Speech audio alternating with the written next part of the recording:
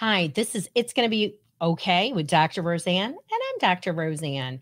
And today we're continuing our conversation about ways to create flexibility in the brain. And we're going to talk specifically about parenting techniques and ways to actually rewire the brain. Yes, I said rewire the brain. So when we use science to show us exactly how the brain needs to be reinforced, what things parents can do, we can support the brain changing. Yeah, you don't need meds to change your kid's brain. You need your A game parenting. You need to shift what you're doing. And these are actionable things that parents can do. And I hope you realize that.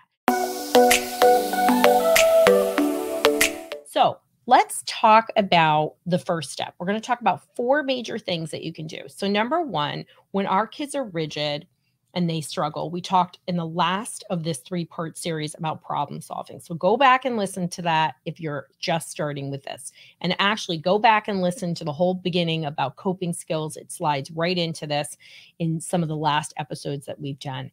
And so, we have to combat cognitive distortions. So, some of our kids just don't perceive things accurately. So when you're talking to somebody who's like, it's daytime and it's really nighttime, you're not going to win, right? You're going to fact fight.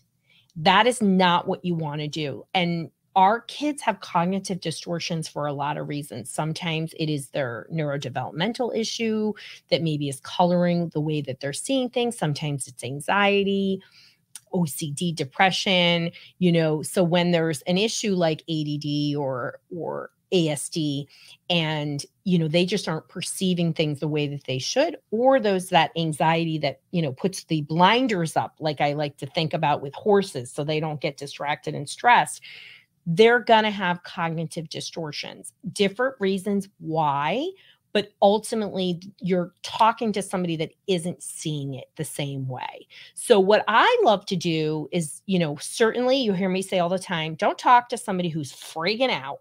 You want to have these conversations after, when things are cool, or ideally ongoing in advance. So you're teaching those problem solving skills. But in a way to battle cognitive distortions is my favorite therapist term, help me to understand what you're thinking. That's interesting. I'm not seeing it like that. Am I missing something? Can you walk me through it? Sounds really different than when you say, listen, buddy, that's just ridiculous. So we have to help them to see what it is. When you're listening to my other episodes, sometimes starting with the end result and really helping them to see what we're looking at. So, I recently, was with JC and he was like not seeing what he had to do for a project. And he was like, oh, it just needs a slide or two. And I said to him, what does it look like? What should it look like? Well, he was like, well, it should look like this and that and the other thing. And I said, well, does this look like that? And he said, no. And I was like, do you know the steps to make that look like that? And he was like, I'm not quite sure. Can you help me? So I was like, well, what do you want it to look like? So he went through it and I was like, okay, I can help you set up the slides and then you can take it from there. And he was like, awesome. And then he worked on it, and his Spanish teacher said he had the best one ever. It was great. It was awesome. I didn't know it was going to be the best one, but it helped him to understand what he was looking at. Obviously, that's a pleasant thing. It's different when your kid is really a cognitive distortion, like you misperceive a situation. What you have to do is you have to teach them, what it's supposed to look like. Don't get fact fight with them and really just keep reinforcing what they should be doing. The next step in number 4 in getting the brain rewired is building those coping skills. You're going to go back, you're going to listen to that series because it's awesome. And remember, you got to share your calm before you build your coping skills. So make sure you listen to those episodes. But coping skills, problem solving skills means that you just feel capable of dealing with things that come your way. And so when kids are really rigid, part of their rigidity is, I don't know what to do. So they dig in more. Please know that, right? And your kids could have 127 IQ and not know what to do when it comes to coping, okay? Cognitive intelligence is one facet of intelligence. We have emotional intelligence. We have all kinds of intelligence that helps kids. And guess what? We have people with great common sense. So you need coping skills. Okay. Number 3, you got to create a flexible brain. And there's lots of ways to create flexible brains, but you got to calm the brain down. And you can do that with neurofeedback. You can do it with biofeedback. You can do it with our Calm PMF. You can do it with meditation, breath work, yoga. Okay. You got to share your calm, but you have to create a flexible brain by having a calm brain. Okay. And that is not, you can't, there's no way around that. And yeah, you think a pill is going to work, but it has its own toxicity in it. And, pills don't change the brain. They require it in order to work. Let's talk about changing the brain. And you can't separate out a calm brain from the skills, right? We do brain, behavior, reset in our, program. That's what it's called, because we work on the brain, we regulate it, we calm it, you teach skills, and that's how you reset.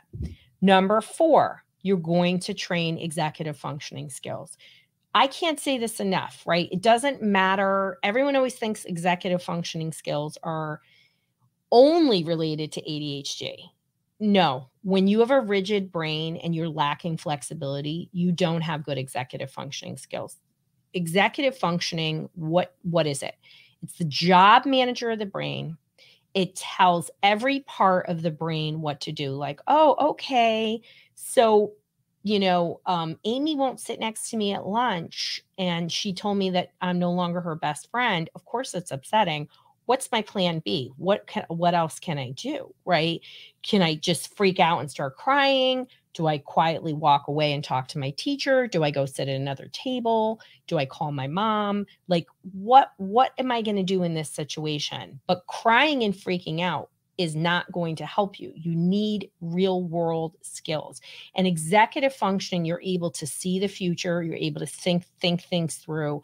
You're able to be present in the moment and execute, right? That can only happen with practice. Some of us are born with great executive functioning. Most people aren't. And also neurodivergence runs in families. And many of my families, like ADD families, anxiety, a whole family, OCD people coming to me. You may be missing these skills. This is an opportunity for you to up-level your skills. So if this is resonating with you, then you really know that you need support. And I have a great free webinar, drroseann.com/webinar on executive functioning. And it's a way to get free resources to help you. We also have our EF toolkit that's helpful. And no matter where you are, you can go to drroseann.com/help, and there'll be a right solution for you. But you can cultivate and rewire the brain. You can cultivate those skills that build resilience, that build grit, that give your kids awesome mental health. That is the key to happiness.